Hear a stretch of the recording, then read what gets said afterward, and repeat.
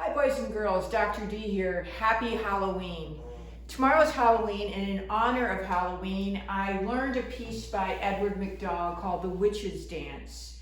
And I will play that for you today as our musical selection, but before I do that, I want to talk to you about Edward MacDowell. He is an American, he was an American rather, and he was born 1860 and died in 1908. He's a very talented pianist and composer. He got some training in New York, and then he went to the Paris Conservatory, which is a very famous music school, and it was very popular at that time in his life to attend the Paris Conservatory if he wanted to be a professional musician.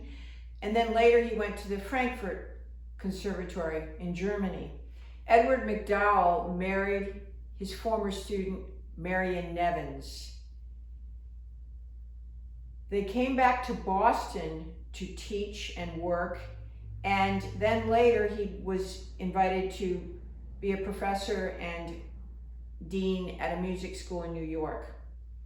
He's known for a lyrical style and mostly for his small piano works. His style represents Grieg and his harmony Schumann, and he uses a lot of literary and pictorial associations. Some of his pieces are called Sea Pieces, Fireside Tales, the Woodland Sketches.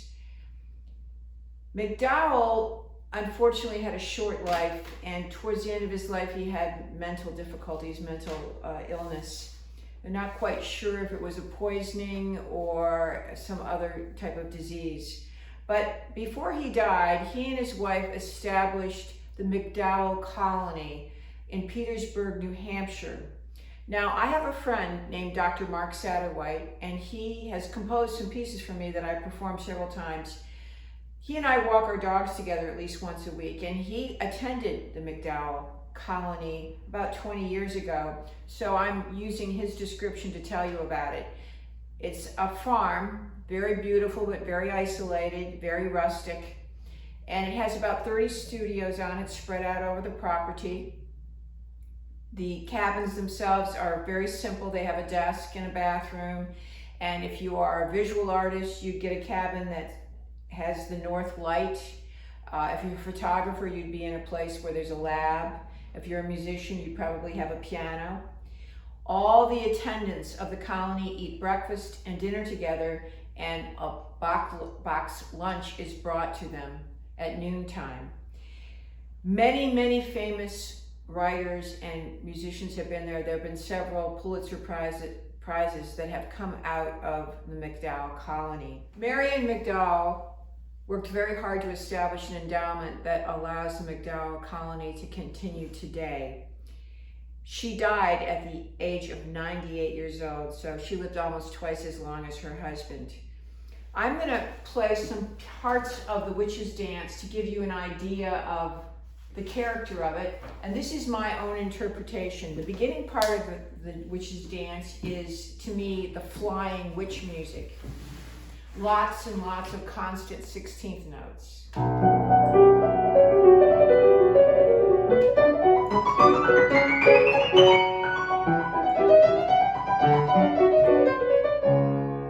So to me, that's the flying witch music. Later in the piece, you get to what we would call in the music business, the B section, the middle section, the different section. And to me, it seems like the witches are gathering around the bonfire and singing and dancing.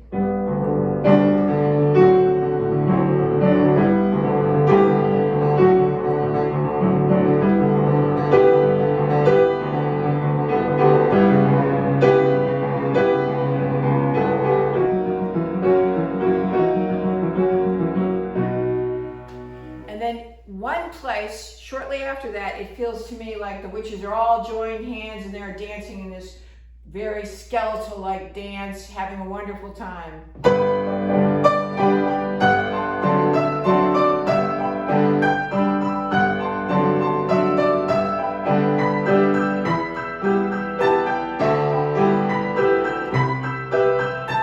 And then we're back to the flying music.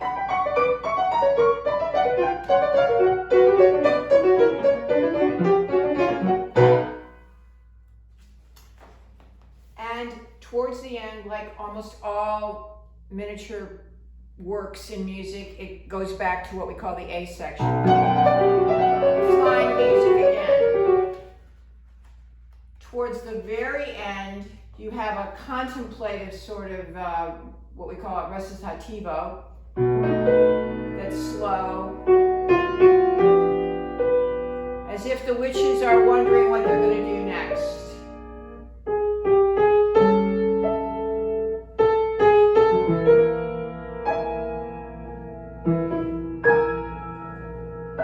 And then it ends in a very fast, flying music.